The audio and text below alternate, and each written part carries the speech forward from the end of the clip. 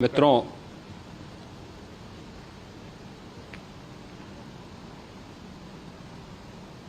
महाकुंभ प्रयागराज का आज मौनी अमावस्या का मुख्य स्नान है और कल सायंकाल 7 बजे से ही काफ़ी बड़ी संख्या में श्रद्धालुजन प्रयागराज पहुंच करके स्नान भी कर रहे थे और काफ़ी बड़ी संख्या में श्रद्धालुजन ब्रह्म मुहूर्त का भी इंतजार कर रहे थे। एक दुर्भाग्यपूर्ण हादसा इसी दौरान अखाड़ा मार्ग पर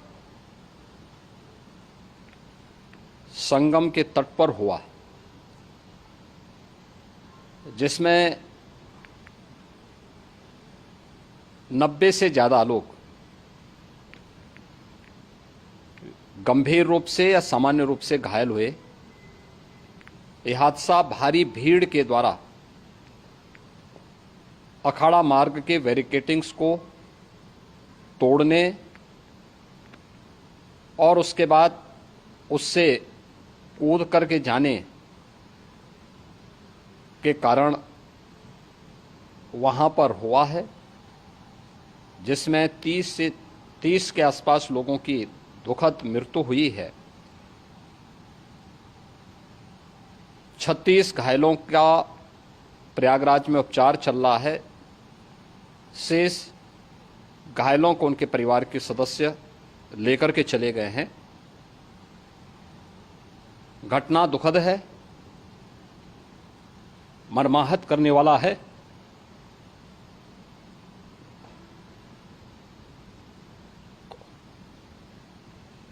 उन सभी परिजनों के प्रति हमारी पूरी संवेदना है। हम लोग रात्रि से ही लगातार प्रशासन के संपर्क में हैं। मेला प्राधिकरण, पुलिस प्रशासन, एनडीआरएफ, एसडीआरएफ,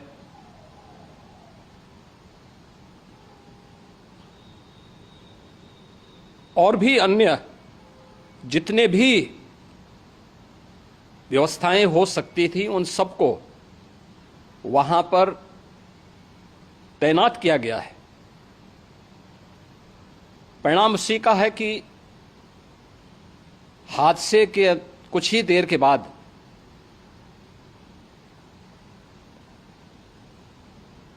राहत कार्य को ग्रीन कॉरिडोर बना करके प्रशासन ने, पुलिस ने, एनडीआरएफ और एसडीआरएफ के स्वयंसेवकों ने सभी लोगों को हॉस्पिटल तक पहुंचाने का काम किया है। लेकिन दुर्भाग्य से इस दौरान ये मौतें हुई हैं।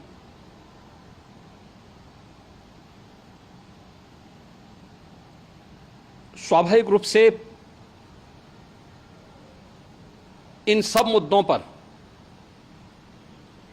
प्रश्न उठना स्वाभाविक भी है।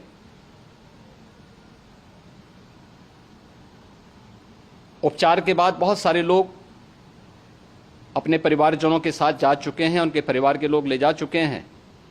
जो बाकी बच्चे हैं उनका उपचार चल रहा है। उपचार के सारे इंतजाम वहां किए गए हैं।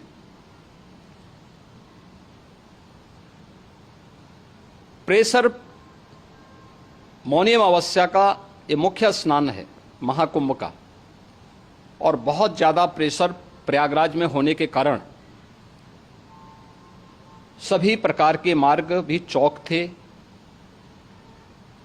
रात्रि से ही प्रशासन उन मार्गों को खुलवाने और स्थिति को सामान्य करने के लिए पूरी तत्परता के साथ लगा भी रहा।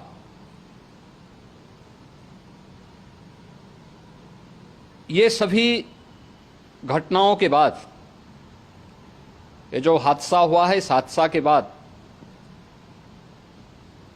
वहाँ पर अखाड़ों ने जो आज अमृत स्नान ब्रह्म मुहूर्त में 4 बजे से प्रारंभ होना था।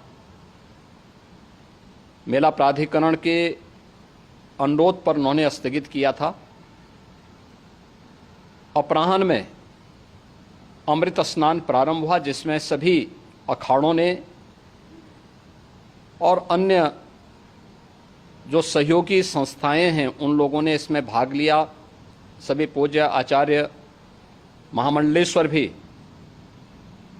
इस अमृत स्नान में भागीदार बने। प्रयागराज में आज 8 करोड़ से अधिक लोगों का, श्रद्धालुओं का दबाव था। यद्यपि अगल बगल के जनपदों में मिर्जापुर, भदोई, प्रतापगढ़, फतेहपुर, कौशाम्बी, इन सभी जनपदों में भी होर्डिंग एरिया बना करके काफी बड़े पैमाने पर श्रद्धालुओं जनों को रोका गया था,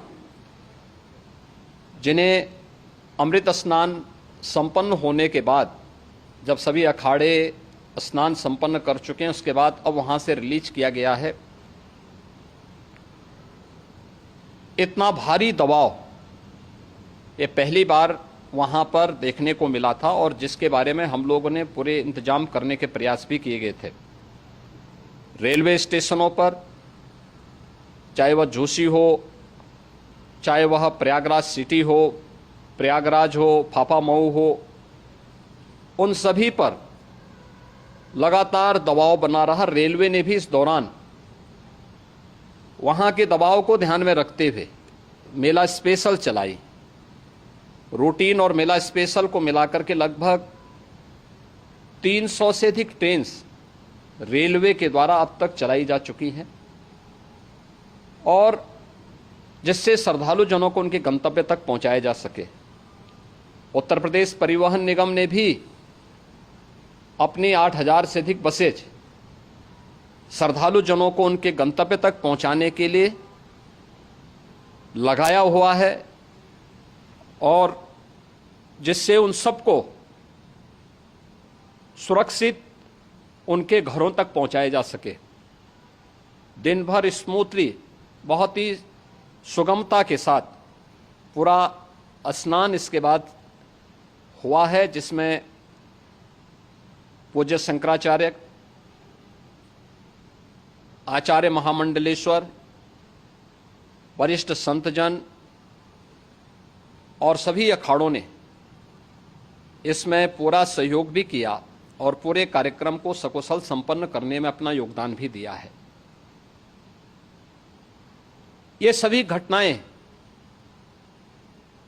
मर्माहत करने वाली भी हैं और एक सबक भी है, लेकिन हादसे के तह में भी जाने की आवश्यकता है। और इसी दिशा से सरकार ने भी तय किया है कि हम इसकी एक जुडिशियल इंक्वायरी भी करेंगे, क्योंकि कई बार रिव्यू होने के बाद स्थानीय स्तर पर हर प्रकार की सतर्कता के बाद आखिर कहां से ऐसे हादसे फिर भी होते हैं और हुए हैं। इसके लिए हम लोगों ने न्यायमूर्ति हर्ष कुमार के नेतृत्व में पूर्व डीजी श्री वीके गुप्ता और retired IAS Shri D K Singh, इन 3 सदस्यीय जुडिशियल कमीशन को भी इसके लिए गठित किया जा रहा है। इन सभी अन्य कार्यों के साथ साथ हम लोगों ने वहां की पूरी घटना पर आज पूरे दिन भर एक एक घटना को लेकर के मुख्यमंत्री का जो कंट्रोल रूम था, उस कंट्रोल रूम से भी, चीफ सेक्रेटरी के कंट्रोल रूम से भी, डीजीपी के कंट्रोल रूम से भी लगातार इन चीज़ों की मॉनिटरिंग की जाती रही। दिन भर बैठक चली है और लगातार एक एक घटना को लेकर के वहाँ पर प्रशासन के साथ संवाद भी रहा है, विभिन्न अखाड़ों के साथ संवाद रहा है, अन्य संतों के साथ भी दिन भर हम लोग संवाद बनाते रहे हैं। प्रातःकाल से ही आदरणीय प्रधानमंत्री जी का, माननीय गृह मंत्री जी का, माननीय राष्ट्रीय अध्यक्ष जी का, अन्य तमाम केंद्रीय मंत्रियों का, माननीय रेल मंत्री जी का, प्रदेश की माननीय राज्यपाल महोदया का भी इस संबंध में बराबर आवश्यक दिशा निर्देश भी और मार्गदर्शन भी प्राप्त होता रहा। इसको लेकर के यहाँ पर सरकार ने उसे नीचे मजबूती के साथ उतारने का कार्य करने का प्रयास किया। घटना अत्यंत दुखद है। मृतकों के प्रति मेरी विनम्र श्रद्धांजलि है। जितने भी मृतक के परिजन हैं, उन सभी परिवारजनों के प्रति जिन्होंने अपने परिवार के सदस्यों को खोया है, मेरी संवेदनाएं हैं। विनम्र श्रद्धांजलि उनके प्रति संवेदना मेरी है। और इस पूरी घटना की हम लोग न्यायिक जांच करवा करके इसकी तह में भी जाएंगे।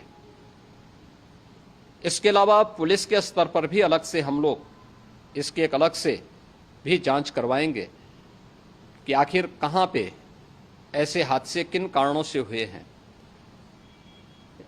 क्योंकि पहले से इस बारे में हम लोग, हमारी रणनीति थी कि इतनी बड़ी संख्या में श्रद्धालु वहां पर आएंगे। मृतक के परिजनों के प्रति हम प्रदेश सरकार की तरफ से, जिन्होंने इस हादसे में अपने परिवार के सदस्यों को खोया है, वहां पर मेला प्राधिकरण के पास वो पूरी सूची है, उन लोगों ने उसको वहां पे जारी भी किया है। मैं उन सब के प्रति अपनी संवेदना भी व्यक्त करता हूं और परिवारजनों को हम प्रदेश सरकार की तरफ से 25-25 लाख रुपए की आर्थिक सहायता की घोषणा भी कर रहे हैं।